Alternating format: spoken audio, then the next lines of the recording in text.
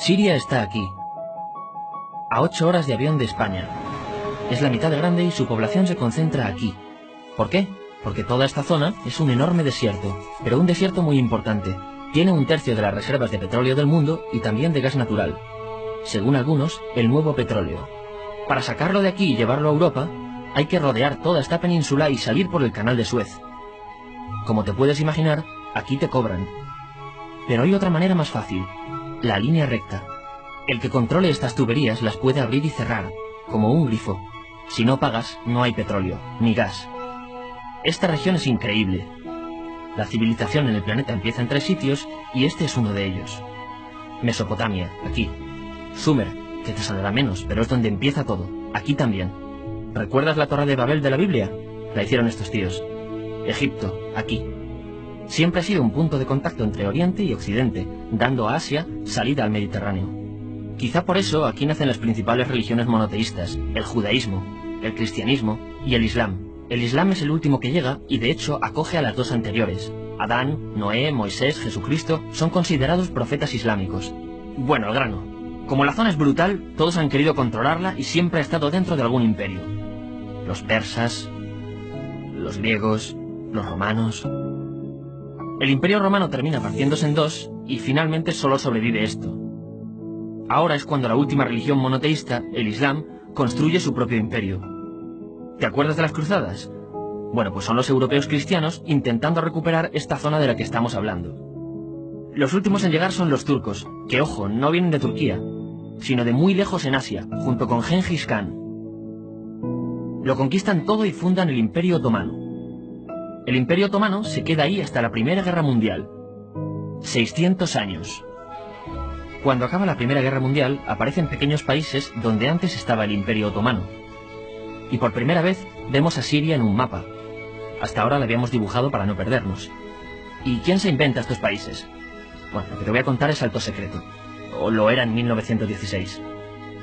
Este súper secreto se llama Acuerdo de Sykes-Picot. Los franceses y los ingleses no podían derrotar solos al Imperio Otomano. Solo podían si les apoyaba la gente que vivía dentro.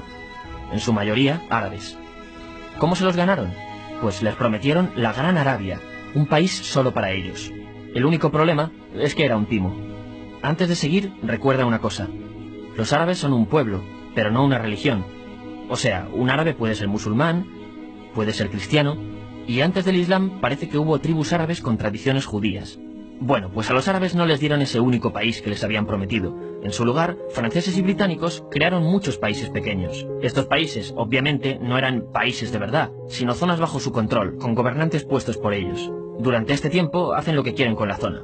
Recuerda que hay petróleo. Siria, aunque no tiene grandes reservas, tiene fácil salida al mar. Y Francia, que es la que se ha quedado con Siria, se lo da a compañías extranjeras.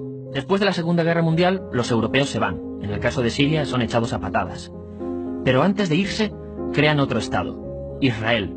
No es el momento de hablar de ello, pero es un estado muy polémico que sus vecinos no reconocen. La prueba es que nada más irse los británicos, todos estos estados lo atacan. La zona, a partir de ahora, va a ser una bomba de relojería. Y mientras, ¿qué pasa en Siria? Bueno, pues no es muy estable. Tiene golpes de estado constantes. En esa época, aparece en Siria una ideología que se hace con el control y se expande por el mundo árabe, el Ba'ath. Esta ideología mezcla el antiguo sueño de una sola nación árabe con ideas socialistas. Y algo muy importante, es laica, o sea que no es religiosa. Siria se llega a unir con Egipto, un país con el que no tiene frontera. Pero no es algo raro, muchos de estos países intentan hacerlo también. Como recordarás, a esta gente se le había prometido un solo país y las ganas las seguían teniendo. Pero la unión falla.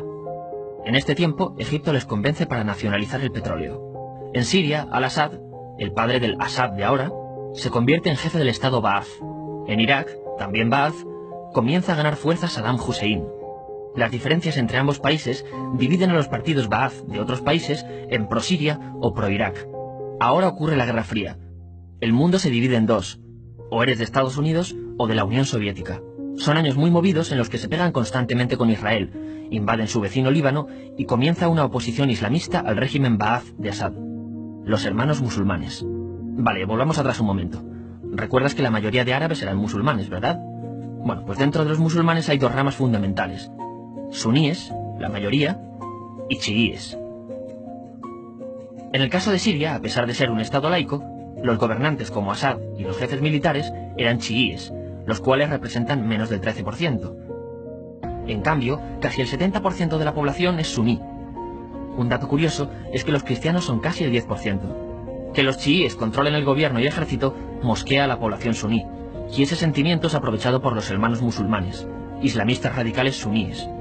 Estos toman las armas en la ciudad de Hama, en contra del gobierno, y Assad acaba con la revuelta a costa de matar miles de civiles y encarcelar a mucha gente. En el año 2000, Assad padre muere, y le sucede Assad hijo. Ante las presiones, libera a muchos presos, trae internet y esperanzas de cambio.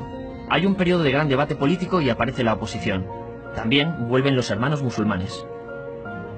Los siguientes años son difíciles. Arrestan a la oposición. Y Bush incluye Siria en el eje del mal, y esto la aísla.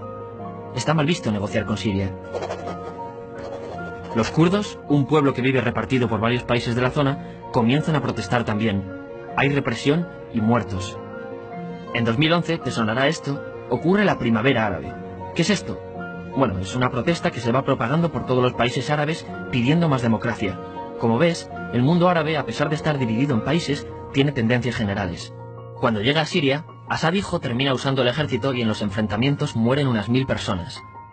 Los enfrentamientos irán escalando hasta que se conviertan en guerra civil. No hay un momento exacto de inicio. Lo importante es que hoy en día hay numerosas facciones en juego. Vamos a verlas.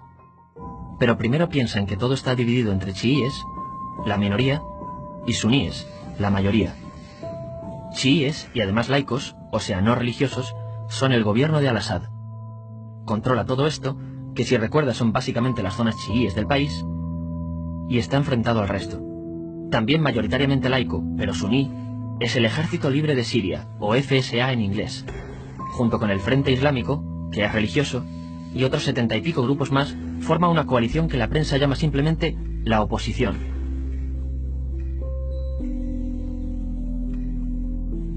También suníes e islamistas, pero radicales, son Al-Nusra, llamados Al-Qaeda en Siria porque son básicamente eso, Al-Qaeda en Siria. Otros islamistas radicales son el ISIS o Estado Islámico. Salen de Al-Qaeda en Irak, controlan la mayor parte de Siria e Irak y se han hecho famosos por sus atrocidades. Su objetivo teórico impacta a muchos. Es un Estado Islámico a lo largo de Asia, África y Levante. Aunque a ti ya te suena, ¿verdad?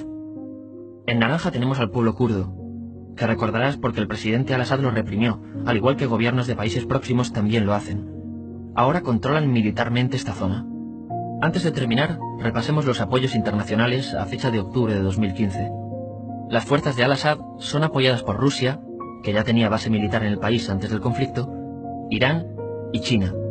Todos son países de lo que Europa llama Oriente. En contra de Assad, apoyando a la llamada oposición, luchan Estados Unidos, Turquía, Francia, Gran Bretaña y Arabia Saudí. Podemos terminar con algunas conclusiones. Te advierto que esto ya es pura opinión. Si recapitulamos, vemos que la región es estratégica. Por su situación privilegiada, todos la quieren. Siria siempre ha estado bajo el paraguas de grandes imperios. Piensa que hace 100 años la actual Francia era Francia. Gran Bretaña era Gran Bretaña. Pero es que hace 200 también, y hace 300 también, y hace 400 también. En cambio, Siria solo es Siria desde hace menos de 100 años, y solo se gobierna a sí misma desde hace poco más de 50. Además, jamás decidieron sus fronteras, se las impusieron. Europa dividió Oriente Medio a su antojo para controlarlo, diseñando países sin tener en cuenta su población. Muchos historiadores dicen que todo pueblo tiene la necesidad de manejar su propio destino, pero estos ingredientes que hemos visto juegan en contra de proyectos como la Siria Ba'ath, que encima usa la represión para mantenerse. En última instancia, lo que producen es una guerra civil.